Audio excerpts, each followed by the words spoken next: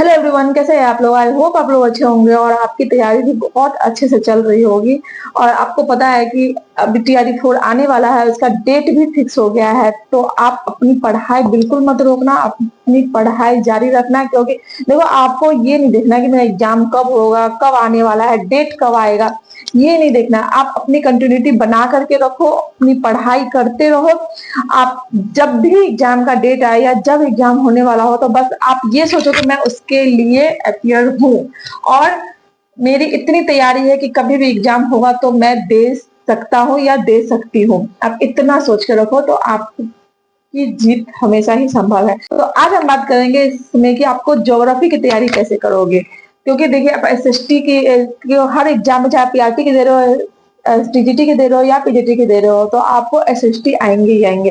तो SST में आपको हिस्ट्री और ज्योग्राफी और आपको पॉलिटी की तैयारी करनी है। तो हिस्ट्री के ऊपर मैंने पहले ही वीडियो बना दिया है, तो वो आप देख लेना कि कैसे आपको तैयारी करनी है। तो आज हम बात कर लेते हैं कि ज्योग्राफी की तैयारी आप लोग कैसे करोगे। तो फ्रेंड्स देखो, ज्योग्राफी की तैयारी करने के लिए आपको पढ़ना है केवल और केवल NCERT 9 और 10th क्लास की। क्योंकि क्वेश्चन ज्योग्राफी के आपको वहीं से आएंगे।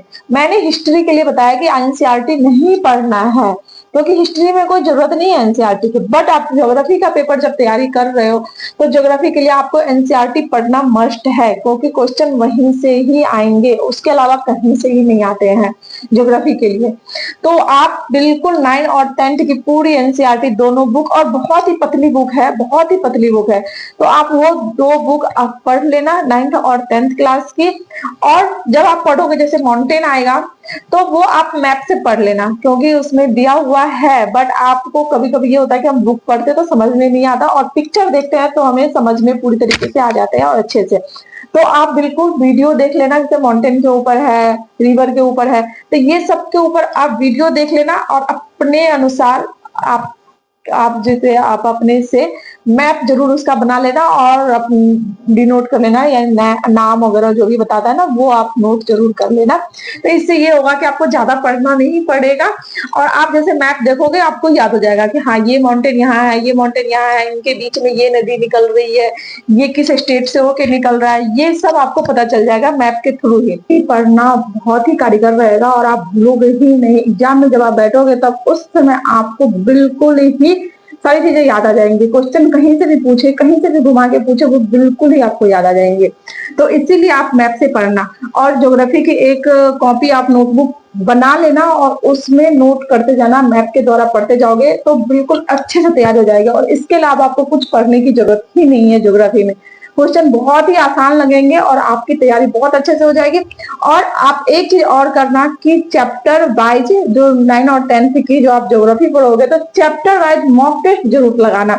भले ही आप यूट्यूब से ही लगा लेना, अगर 9th क्लास की ऐसे सर्च कर देना कि 9th क्लास और चैप्टर का नाम डाल के, और वो सर्च कर देना आप, तो उस पे आपको 50-50 लगभग आपको MCQ मिल जाएंगे। तो उसको आप जरूर लगाना, जिससे आपको ये होगा कि आपको पता चलेगा कि चैप्टर की आपकी पूरी तैयारी हो चुकी है।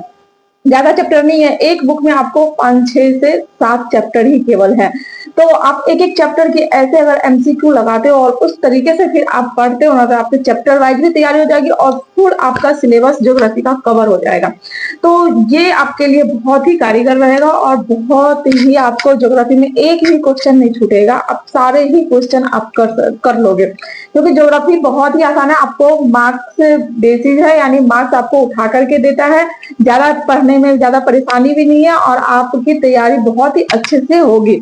और आपको जितने भी मार्क्स के रहेंगे वो सारे मार्क्स आप कर लोगे। जैसे आप PRT में हो गए, आपको 10 से 15 मार्क्स के क्वेश्चन आते हैं, TGT PGT में आपको 8 मार्क्स के ज्योग्राफी होते हैं। तो आप फुल मार्क्स लेके आ सकते हो ज्योग्राफी में, अगर आप इस तरीके से पढ़ रहे हो तो इसीलिए आप बिल्कुल 9 और 10th क्लास की ही NCERT पढ़नी है और मैप से पढ़नी है, और दूसरा आप चैप्टर वाइज MCQ जरूर लगाना। तो आपकी तैयारी बिल्कुल परफेक्ट रहेगी और एक भी क्वेश्चन आप नहीं छोड़ोगे, ये मेरी गारंटी है। तो चलो, आज के वीडियो में बस इतना ही, फिर मिलते हैं नेक्स्ट वीडियो में। तब तक के लिए जय हिंद, जय भारत, नमस्ते।